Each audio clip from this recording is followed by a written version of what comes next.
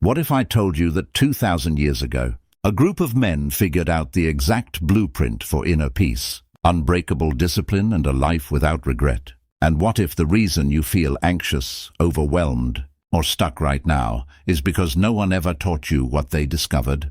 Today that changes. Welcome to Wisdom of the Stoics. I'm going to walk you through 12 Stoic principles that, if you apply them starting today, will completely transform the way you think, feel, and live. Stay until the end, because Principle 12 is the one most people never hear, and it might be the most powerful of them all. Imagine a man who wakes up before sunrise every day, sits quietly, and spends time preparing his mind, not for the perfect day, but for the hardest one. He knows that before the sun sets, something will go wrong. Someone will disappoint him. Something he loves might be taken. His plans might crumble, and he is completely at peace with that. That man was Marcus Aurelius, the most powerful ruler in the ancient world.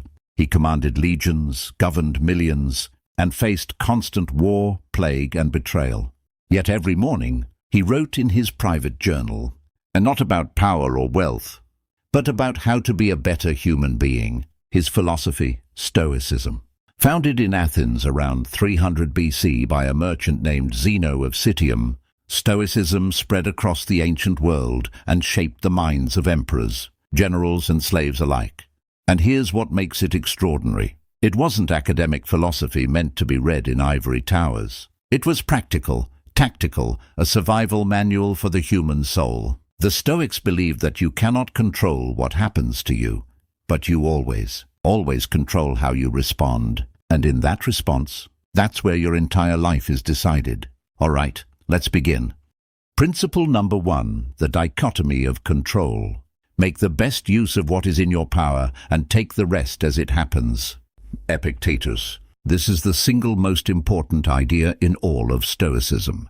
And once you truly understand it, truly feel it in your bones, your anxiety will drop by half overnight. The Stoics divided all of human experience into 2 categories: things within your control and things outside your control. What's within your control? Your thoughts, your judgments, your intentions, your effort, your character. What's outside your control? Everything else. Other people's opinions, the weather, the economy. Whether you get the promotion, whether your flight is delayed, whether people like you.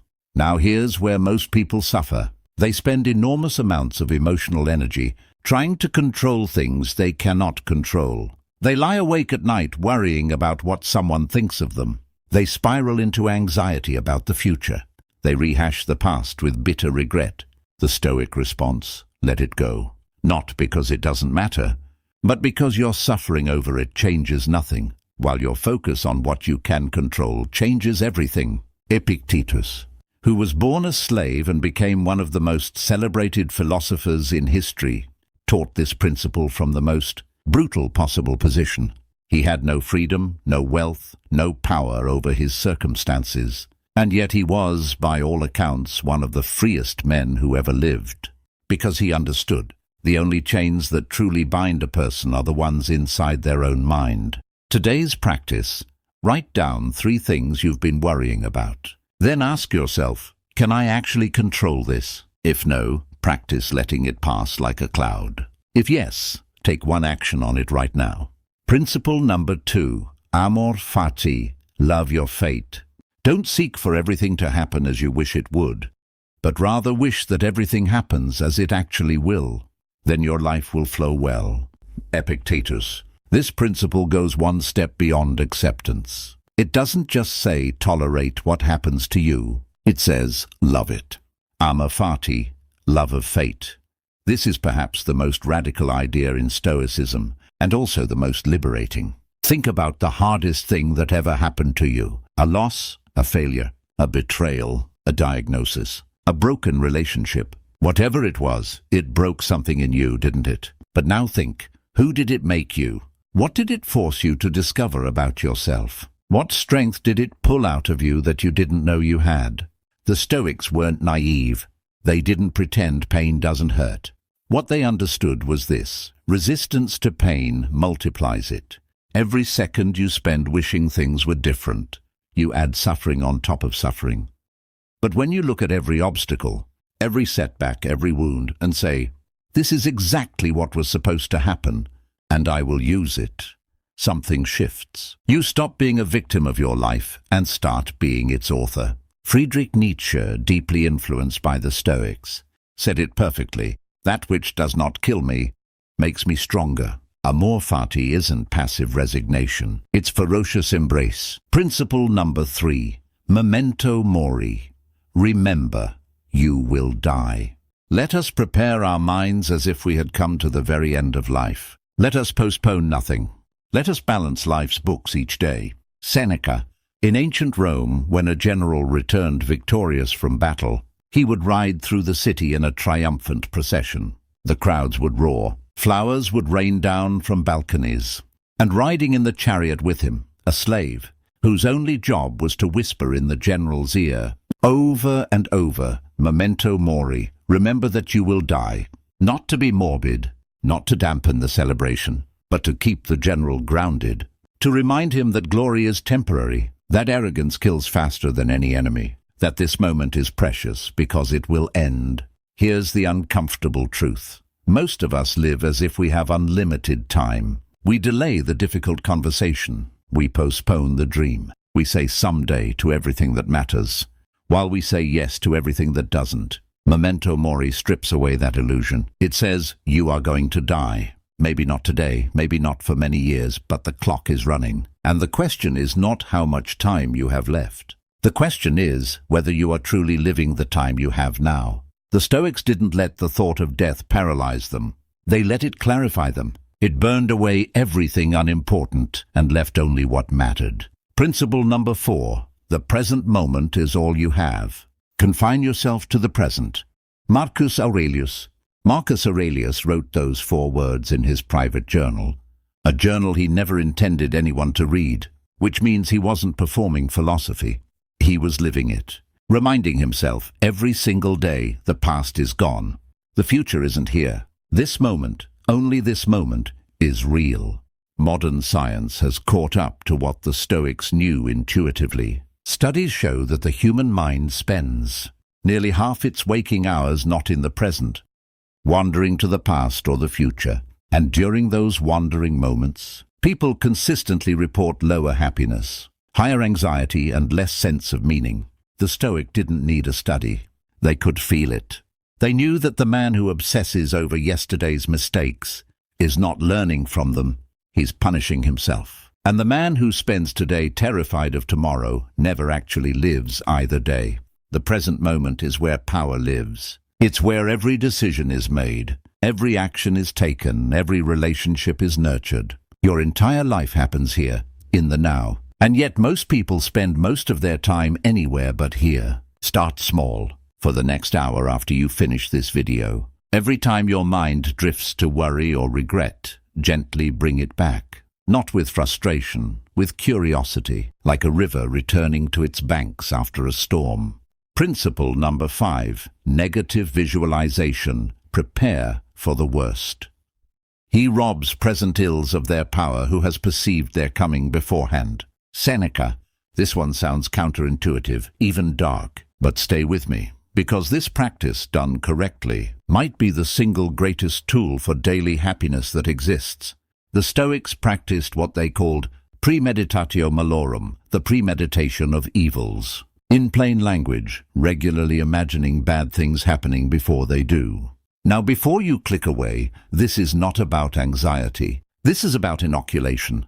Here's the difference. Anxiety imagines bad outcomes and spirals into helplessness.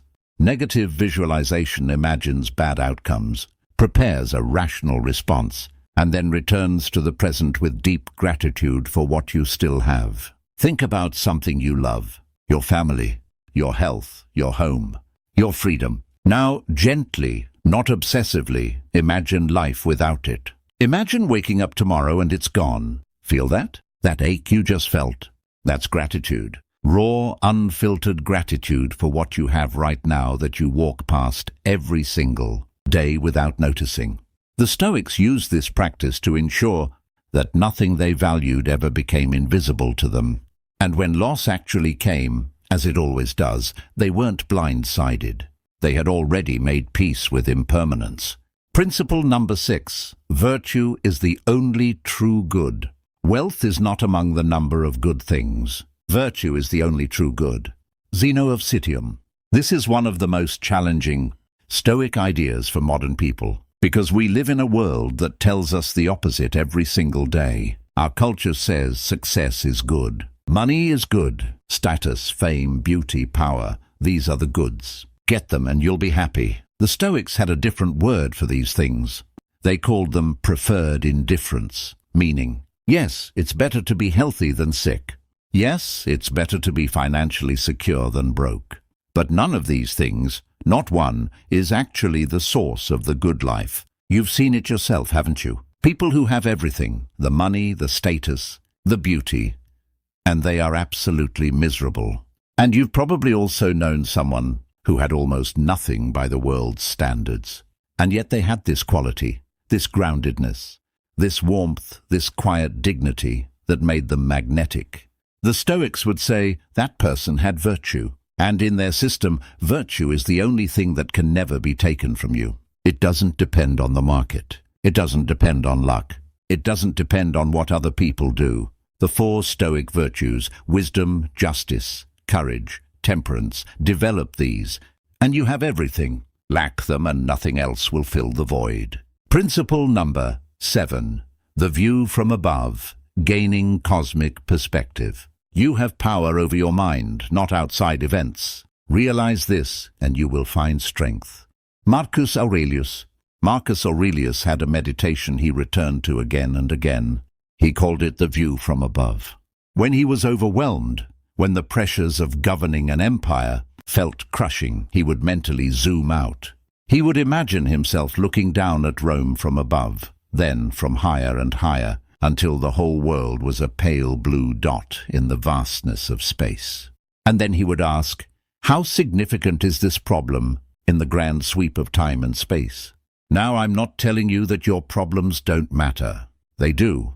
But most of the things we agonize over? The awkward thing you said at dinner last week, the argument you had about something trivial, the opinion of someone who won't remember you in 10 years? The view from above dissolves the noise and leaves only what is truly significant. Try it now. Whatever is stressing you today, zoom out.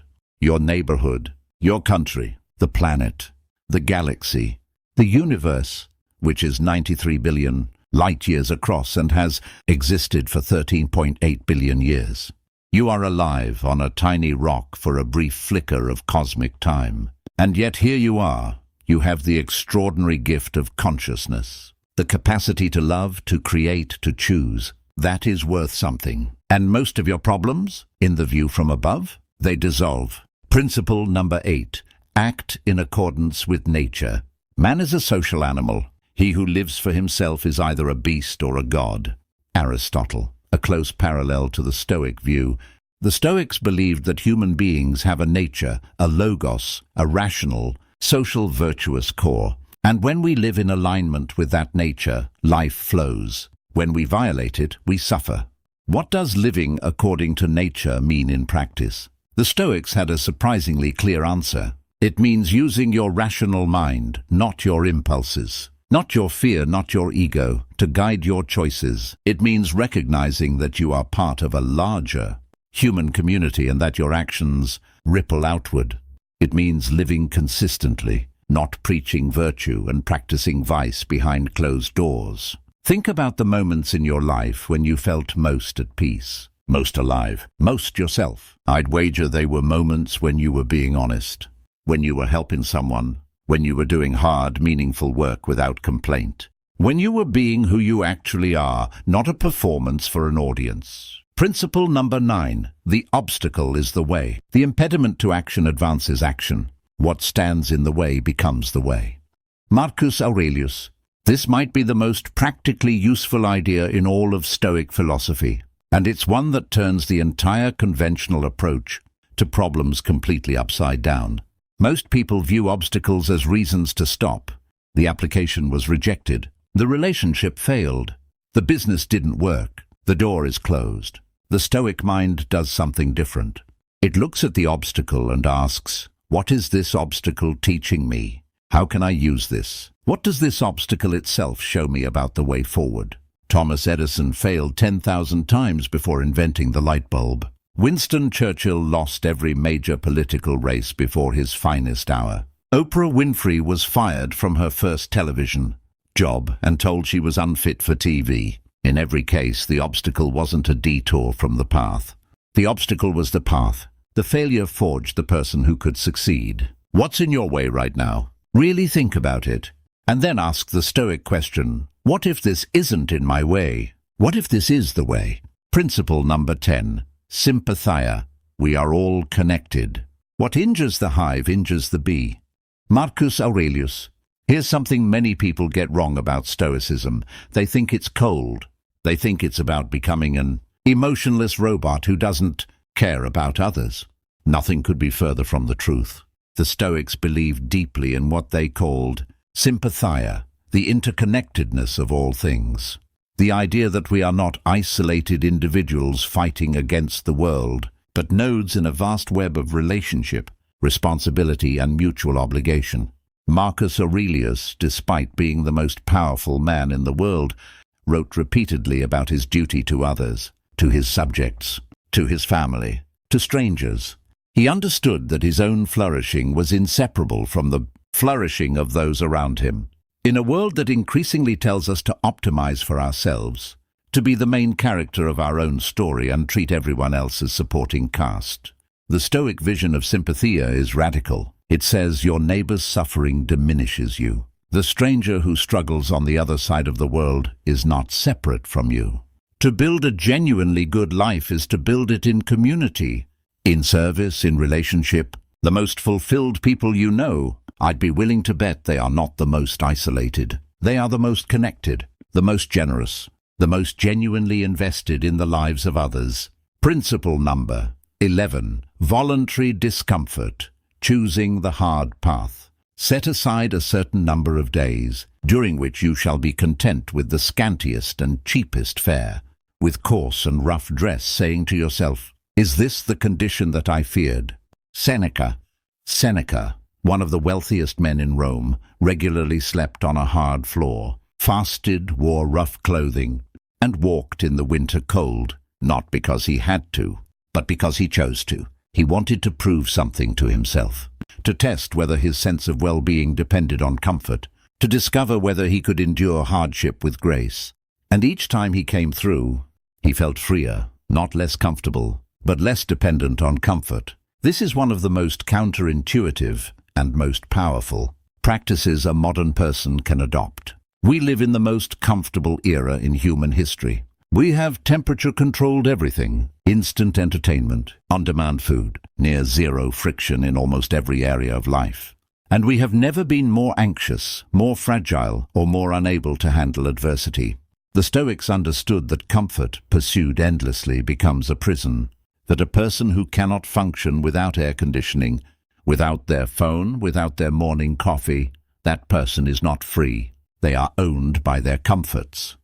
Voluntary discomfort breaks that ownership. It says, I choose to be uncomfortable. I choose the cold shower. I choose the hard conversation. I choose the difficult training. Not because I enjoy suffering, but because I refuse to be afraid of it. Start small. Tonight, skip one indulgence you'd normally reach for. Tomorrow morning, take 30 seconds of cold water at the end of your shower. These small acts of chosen discomfort build a muscle. And that muscle, over time, becomes invincible.